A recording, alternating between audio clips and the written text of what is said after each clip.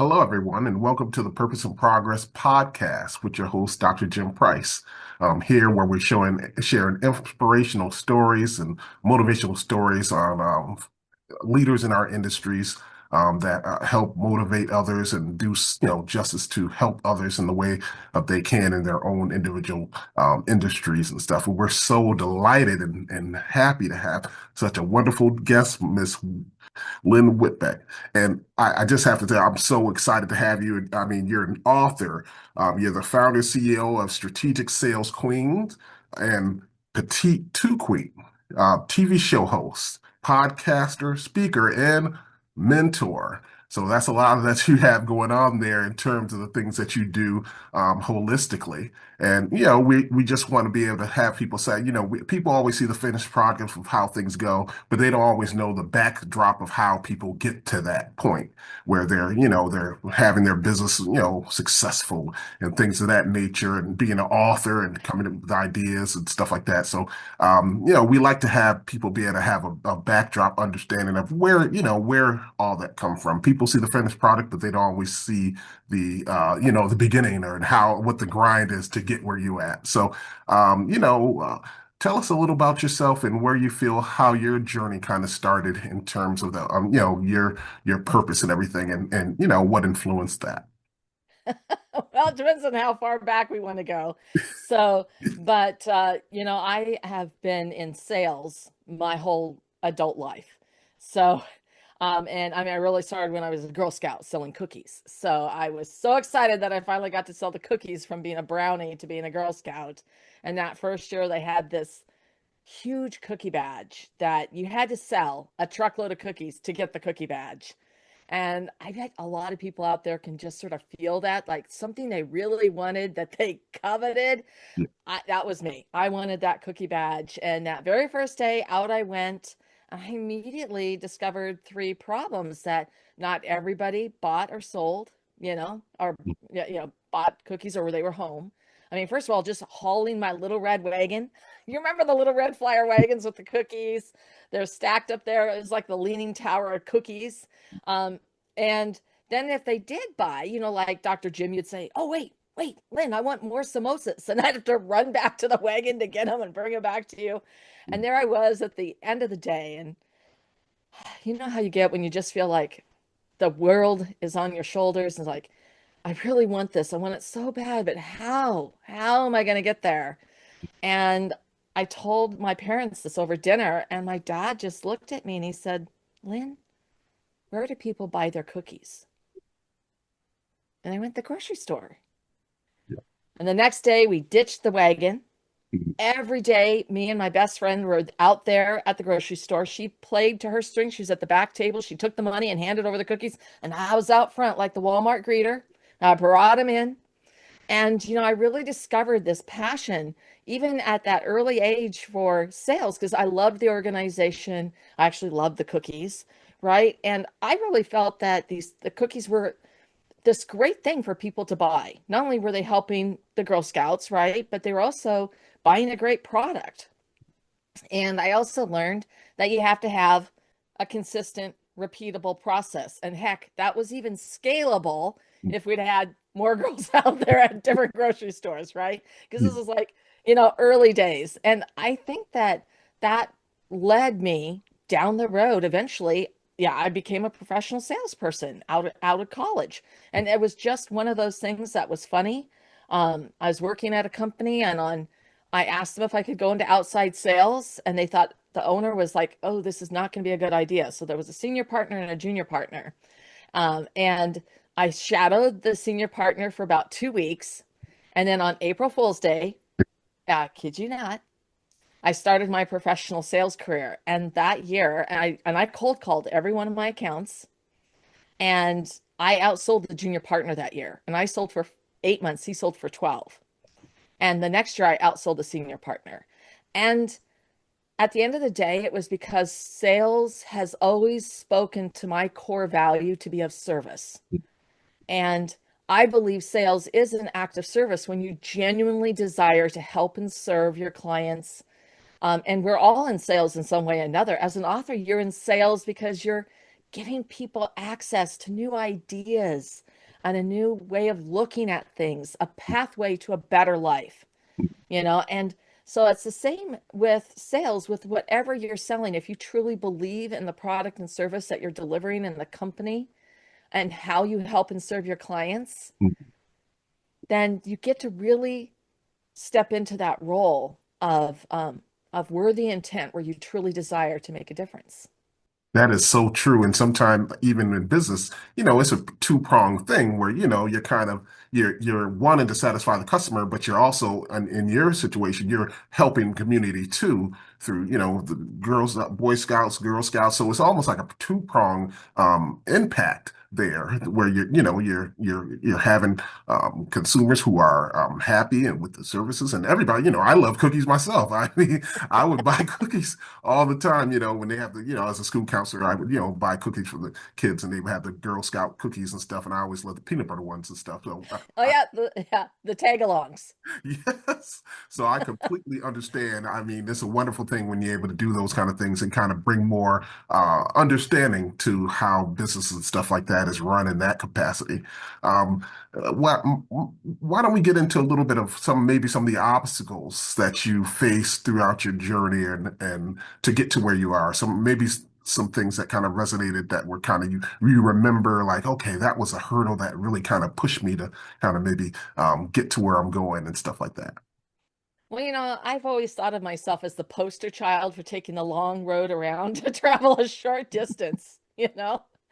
Just pin me up on the wall. Yeah. Uh, but there are a lot of things, lessons that you learn along the way. Mm. And I think a really powerful lesson for me that I learned was on customer repair. Yeah. Because one of the things that, you can fix things, you can, reprint things. I was in commercial printing for many years. Mm. But if the client doesn't feel that they've had the opportunity to really have the emotional repair, Yeah. that it's still like this sticks in their craw. Mm. There's no other way to put it. And so I really learned that you have to allow, your client to vent. You Mm. have to let them tell you how it made them feel. Yeah. Because when something goes wrong or it goes sideways, clients feel betrayed. Yeah. A little bit of their trust has been lost. Mm. And we're human beings that we're Absolutely. also angry about it. We're upset about it. And if we don't let them talk about that and really not be defensive and not try to talk back or anything, but Mm. just listen Yeah. and don't say, well, listen, we're going to fix it. No, just let them talk. Yeah. And the most buttoned down conservative person still needs to get it off their chest. Mm. And when you do that, then they're able to process it. It's sort of like a grief process. Yeah. And then they can get to the other side. If you don't do that, you plant a bitter seed and then it takes root and it is hard to get rid of it. Yeah. And I had that happen once and I just went, okay, what did I not do right? What Mm. do I need to do? How do I fix this? And it's about letting it's not personal. Just let it wash over you. Yeah. Listen, truly listen.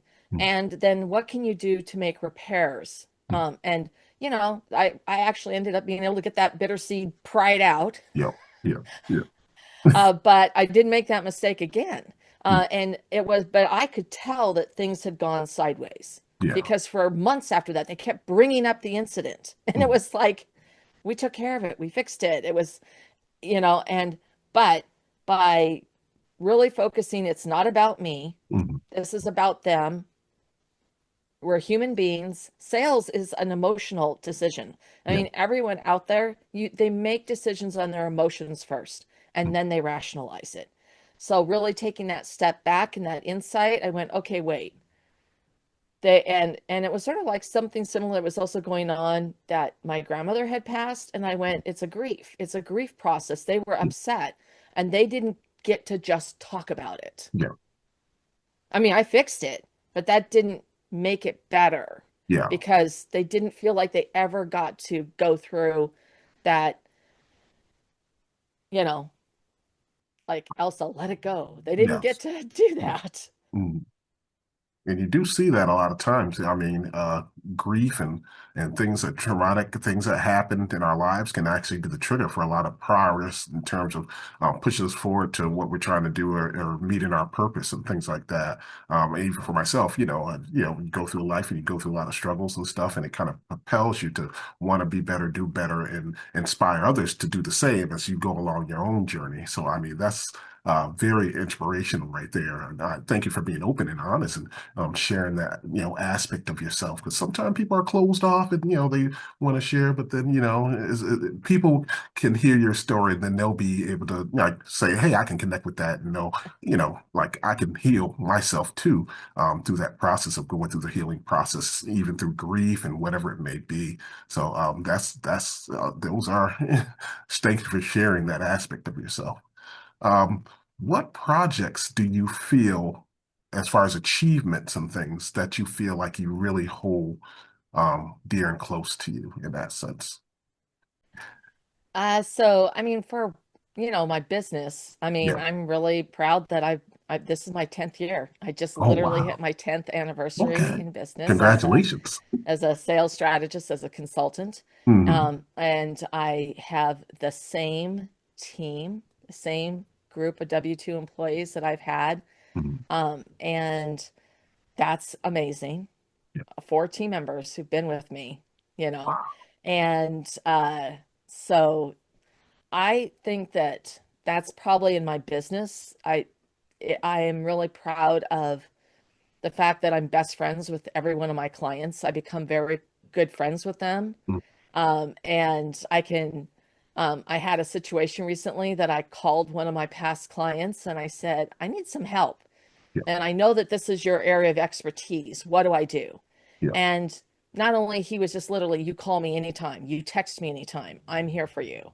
And he did. He saw me through that whole like 3 week process of uh I was in a car accident, so there's just a situation to go with that. And Oh, he was amazing. yeah. And that's the relationships that you build. So Hmm. definitely those are really important to me.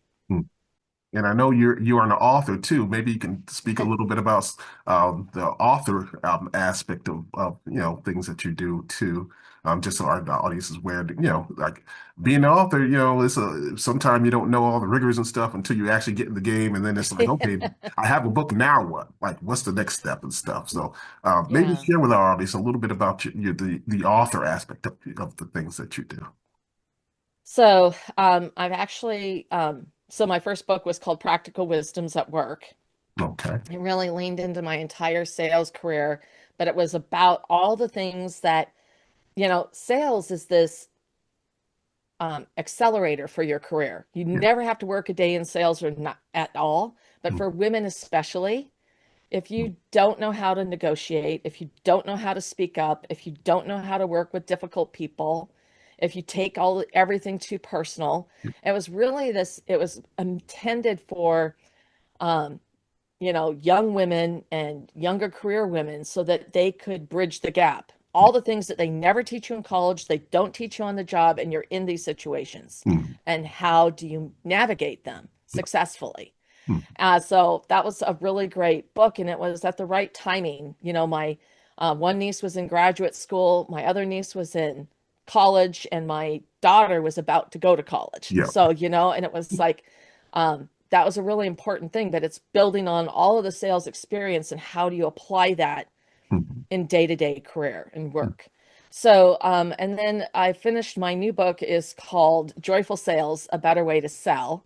Excellent. And I'm getting ready for that to be published. The audio version is done. I mean, the book is done, Mm, but that I went through a major rebrand at 9.5 years. I mhm. changed my business name from Petite to Queen, which is still the LLC, and Okay. I'm doing business as Strategic Sales Queen. Yeah. The book was, and I pulled the book back from publication because just, we had almost 5,000 URLs, I mean, links, within our website that had to be updated. That Oh. was an entire thing. Mhm. And I've helped clients go through this before, so I already had the process, the roadmap, but it's very specific steps that you take in order and what you do, because it's not just updating your website, it's Yeah. updating your lead magnets, it's updating your emails, it's updating the socials, and you have to do that in a certain order, Hmm. right? Then it's filing for a state trademark, then it's filing for the federal trademark. But once again, you've got to do all these things in order. Yeah. And it helps then because by the time, I finally was ready to file for the federal trademark, which has been done, Mm. I had to have all these other pieces in place. It Yeah. strengthens your case. Mm. And if you put the cart before the horse, it just doesn't work right. So, anyway, so the next book is Joyful Sales, A Better Way to Sell. And Mm. it is about the core things that you have to do to be really successful in your sales, where you step into that worthy intent, which is one of them, Mm. is that you genuinely care. You Mm. want to give great service, you want to deliver results and a great outcome, and you're curious about who you're working with, Mm. and it matters to you. And so that's one of the core elements in the book, Joyful Sales, A Better Way to Sell. But there's also some really good practical advice about things that you can apply in your business immediately, so that you can be more effective. And so I'm really excited about that one. And I've already started my next book, which Okay. is The Seven Deadly Sins of Sales. And so that will be ready for publication um, by next February. Do you So, think you could give us a little sneak peek of maybe what that might be a little bit about? Maybe give us a breadcrumb or however, yeah, what I'm so the saying. Give us a seven little deadlies. breadcrumb about. I know you're probably working on So a lot of stuff. You got I'll, a lot of stuff kind of in the I've actually mix. written all the core content. Okay. Okay. So I do a Okay. lot where I dictate. I just, I'm a talker. Yeah. I'm Yeah. a salesperson, I'm a talker. But actually, a really good salesperson, by the way, is you're a Mhm. detective. To Yeah. be honest, if you're not listening, 80% of the time, you actually are not a good salesperson. Mhm. But regardless, so one of the deadly sins of sales, I'm going to tell you right now, is failure to follow up. Mhm. It Absolutely. is, it's my second deadly sin of sales. Mhm. So, Mhm. number two on the hit parade of the seven. Mhm. And here's the thing, when you don't follow up, Yeah. you just gave that project, that order, that consulting, that whatever it is to Mhm. your competition Absolutely. because you've So. had the conversation, you've primed the pump, and then you didn't follow up. Mhm. And this is the thing that it's an art. I've actually in my career I close almost my sales in follow up. Yeah. I do occasionally have people who say, "Oh gosh, they've heard me speak and and I want to work with you. I want to start working." I'm like, "Well, okay, I don't do it. I just don't take your money. Yeah. That's not how I roll. Yeah. I have to go through. I have to make sure that you're a right fit, that I'm going to Mhm. be able to help you, and that you're a good fit for me as well, and Oh, that it's a win-win." very. And so, but regardless, most of my sales throughout my career, Mhm. and I think because I was in B2B, huge corporate sales, Mhm. closing multi-million dollar deals, those Yeah. don't happen overnight. Mhm. But follow-up is so critical, and it's an area that most people have so many questions about. Yeah.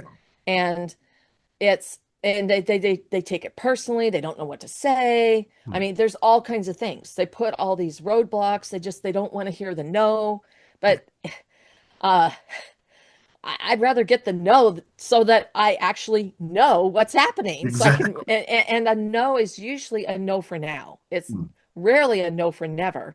Mhm. And when you're following up and you're still building that relationship, showing up what it's going to be like to work with you, who Mhm. you are, Mhm. they may not be your ideal client, but they Yeah. could become a referral resource. They could become a partner. They could become a platform. Mhm. So I want you to think about it's just not about you. Sales is not about you. Mhm. It's about your ideal client. And you've really got to, I mean that leads into another deadly sin of sales. You got to think like your client. So those are some of the things that I talk about in the book, but I go through the seven deadly sins of sales and how they're intertwined and what they are, what not to do, and what to do. Mhm. So I mean, you've already given us so many gems and so much. Oh man, it's such. I'm sure the audience and I definitely appreciate it. So you're giving us so many gems right now, just from a business aspect, of how to correlate a lot of that in terms of customer service and rendering those services and building trust and all the things that are entailed with business. But you're definitely sharing so many gems. That was going to kind of be my next thing. Like, if you were to give advice to someone who's coming up in the business industry and they're trying to maybe formulate their own business what advice would you give them? Well, this comes up all the time, but stop projecting. Hmm. So what happens is that you project your ideas of why somebody would want your product or service, why they would want to do business with you, and you need to take a step back and really think like your client. Yeah. Now, if you haven't, you're starting your own business, well, who else have you worked with in the past? Because you can still interview them and understand from their perspective what it's been like, Mm. and so if you've been in business for a while, this is something that every time I go into a established business long term, they've never done this. Yeah. It's really my own IP. Mm. I call it the voice of the client, and it's really to get into the head of your ideal client. Mm. And you do that by interviewing them to get the full story arc. Oh. So what where are they at when they at the very beginning? What was the pain? What was the problem? What was the solution they were seeking? What was keeping them up at late at night? What was just a dang frustration? Mhm. You know? And then, what was it they were really that they wanted? All Mm. right. So Yeah. get into that. And now what's the catalyst? What made them decide I've had enough? I got to fix this. Something's got to give. Mm. Yeah. Oh man, I heard Dr. Jim and I know that I need to make a change, right? Mm. Whatever it happens to be. So what's the catalyst? Mm. And then why did they decide to start working with you? Yeah. You know, how did you make them feel? What were their thoughts around it? What did they believe Mm. around it? And so that once again, you're pulling that language out, always looking for the emotions and motivations through this. Mm. Then the step four is what's their experience been like working with you? Yeah. And what were those initial results? Mhm. What were the first things that they had in 30 days? Yeah. Sometimes it's just a feeling of, okay, somebody's got my back, Yeah. finally. That's huge. That's a huge stress reliever. Mm. Sometimes for my clients, it's like, I want them to, we actually move forward. Something in their sales starts working better, Yeah. right? Yeah. And what's those quick results? Mm. And then what have been the long-term results Mm. that you've delivered Mm. and what they've gained from that? Mm. And finally, where are they at now? Their business is thriving. They're able to bring more people on. Yeah. Their sales are humming. And as they bring new salespeople in, they can just hit the ground running and their business is growing and Mhm. they're able to focus on other things, aspects of their business. Mm. So, isn't that amazing? Yeah. Right? So, you get that full story arc. Mhm. And what's most important is you get the language from your ideal clients, the people you loved working with. Yeah. Don't interview somebody that was a pain in your side. And come on, let's be honest. We've all had them. We've Mm. all had them. So, and they may be lovely, wonderful people, but sometimes it's oil and water and you just don't mix, right? Mhm. Mm. So, but now when you've got that and you need at least 7 interviews that you go through, Mm. you've got this great information Yeah. that now you can actually use their language. Mhm. Mm. And when you do this, it reveals things that you would not have recognized Yeah. Yeah. Yeah. and that you would not have, and also the words to use to communicate. Mhm. Because this is the thing, you want to be able to attract them Mm. and connect and then guide them to convert them to close a sale so that you can serve them and create impact. So that's the thing. And when Yeah. you do that, this is literally the foundation of my entire sales strategy philosophy Mm. is that you got to get out of your own way, get out of your own head, and you put this Venn diagram together about what you do, who, your products or services, who you are, Mm. so you can always be authentic, and then what your ideal client, who they are with that voice of the client thinking, and then you put that together. Yeah. And then using that voice of the client language, you use that in everything. Use it in your outreach, your lead Mm. magnets, your blog posts. Mm. You use it when you're talking on a Yeah. podcast. Mm. You use it when you're doing your discovery questions. You use it in your follow-up. You Mm. use it in your onboarding. You use it when you're seeding referrals and you're asking for referrals when you've earned the right. Yeah. So it's just the whole thing. Mm. And it's a beautiful thing. And it is a game changer, which I hate that phrase, but it really is a game changer. Mm. People will remember a lot of things, but people will definitely remember how you made them feel. So Yeah. when you're doing all this aspect of how business goes and stuff like that, and a lot of times, people, they have these sound bites even on commercials. Like you hear the da da da da da, when people hear that, they know that's a sound bite for certain company. And it kind of Yeah. works the same. People remember how you made them feel in a lot of situations. But Yeah. those are so many. You're dropping so many gems right now with that. I mean, yes, yeah, that's how we do it in terms of like collaborating all those aspects of the business world and stuff, and making sure those things stand true in that way. So, how could our the audience connect with you and in terms of your books and your business? How can the audience connect with you? Well, there's a lot of ways, but I'm going to tell you something that's really special. So that is my Get More Clients checklist. And this is going to help people who just want to sort of get a feel like where their sales are at. You Hmm. know, it's going to reveal if you've got some holes, Yeah. if you've got some chasms, Hmm. if you're doing something really well.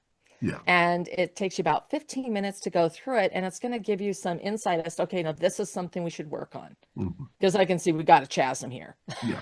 Yeah. And so you can get that at P, the digit number two, Q dot link / checklist. Okay. And it's going to let you get started on that journey of figuring out. And, you're going to be then connected into our world and you can look at anything else that you'd like to.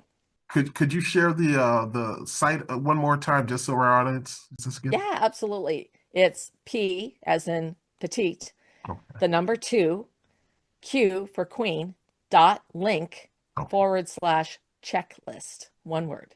Excellent, excellent. So, it's been like this has been such a world full of just gems in this segment right here, and I'm so appreciative of you, Lynn, coming and being a part of the show and sharing so much knowledge and understanding, just not and sharing about yourself too. Sometimes people forget about the other side of things, like they see the face and they know the company, but they don't really know the name behind the face of the company, or to get to know other aspects of the person and stuff like that. So, welcome to the Purpose of Progress podcast show. Once again, we hope your audience make sure you subscribe to the channel, and we will see you next time. Thank you so much, Lynn. Thank you, Dr. Jim.